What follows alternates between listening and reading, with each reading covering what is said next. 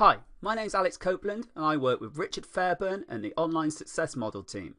And I'm here to bring you this fantastic Instagram course. Curate top-notch content and mix in your reverse engineer content.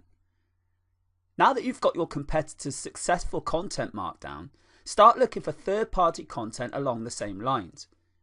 Now you don't need to create this content, so you're saving yourself an awful lot of time and money. However, you're doing yourself a big favour because you are giving your target audience the kind of content that they're looking for. You are giving them something to engage with, and you know they're going to like it from your research. This means that you can attract the same crowd as the people that were competing with you. Now the thing is, curation can only take you so far. Don't get lazy. Use it to attract and add to your followers, but don't make it the only thing you do.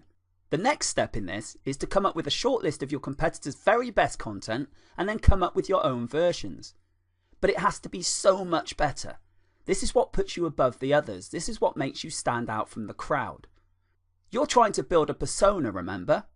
And up until now, because you're just sharing curated content or content quite similar to competitors, you're just another face in the crowd. Your persona is more about the niche than it is about you. So now you need to come up with content that is above and beyond and start to invent your persona properly. But how do you do this? So how exactly do you improve on others' content? Well, there are several ways you can improve the quality of content that you reverse engineer. And let me just make this very clear again. We're not copying and pasting here. We're just using it for ideas. We're not taking work and passing it off as our own. We're using the ideas and using them to create new and better content. And we can do this by using some or all of the following ideas. Try updating the content. Offer an updated version of it.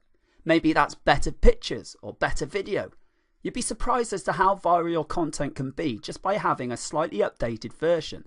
People will see it and they will see that yours is the one that's newest and follow you instead of the other people. Higher production quality. When you're publishing content, make sure the quality values of that content are high. Do it in HD, have the top colours, the good compositions. You have to produce content that's so obviously superior to competitors that your brand stands out and people sit up and notice. Include more details. I can't even begin to tell you how many Instagram accounts out there just post a picture and a hashtag if that. That's just being lazy. You have to give more details because when you do this, you give the proper information and it fills those gaps in the minds of your viewers.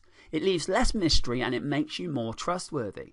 And eventually, if you keep this up, they'll start looking at your brand as some sort of reference site or a resource.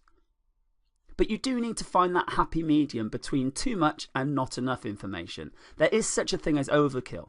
You don't want to waffle on or do things that don't actually help in your conversions. Use better hashtags.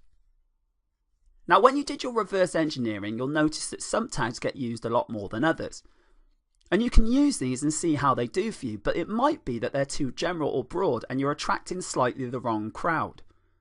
What you need to do is play around with this hashtag selection until you reach a point where you can be sure that a more specific tag is pulling more traffic from Instagram or helping you gain more followers.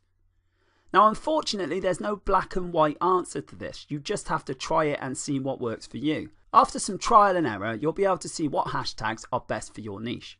But at least with the reverse engineering, you've found ones to start your process with. Come up with a better picture series. Now, believe it or not, when people like a picture on Instagram, a lot of them want to see more of the same. Now, by the same, I don't mean the same exact picture, but from the same series. For example, you might see a picture of a beautiful vacation location and someone's just put up 2 pictures. Well, people want to see the area around that. They want to see it at night, low tide, high tide. There's lots of different ways that this same picture series can be seen. If you can come up with a better picture series based on these things you know people are interested in, then you're going to stand out. Use a better influencer distribution network. Now, after you've done Instagram marketing for a while, you'll quickly notice that some accounts on Instagram tend to get a lot more attention in your niche than others. Now, don't run away from these. They aren't necessarily competitors, and even if they are, they could be potential allies. Engage with them and they might be willing to share things for you. Now, they've already done the heavy lifting of attracting the same audience that you're trying to attract, so it might be that you can get them to help you out. Now you might be thinking to yourself that all of these are in it for the money, so why would they? But there's also a lot of hobbyists on Instagram. Now these aren't in it for the money, they're not marketing, they're just very interested in what they do. So they'll probably happily share your stuff. Call your viewer to action. To get better results than your competitors, always include a call to action. With everything else being equal, a call to action will make all the difference. If you've got the same content as your competitor, but yours tells them what to do next, you win. Remember, the name of the game here is to figure out your competitors' strengths and build on them, while at the same time taking advantage of their weaknesses. And if they've got good content but no call to action, this is a weakness that you can exploit. Your profile link call to action must address the same as the content. Everything you do on Instagram must integrate with content. If you're just shouting out and trying to get a link click, then you're leaving tons of money on the table. You need to qualify them. But how do you do that?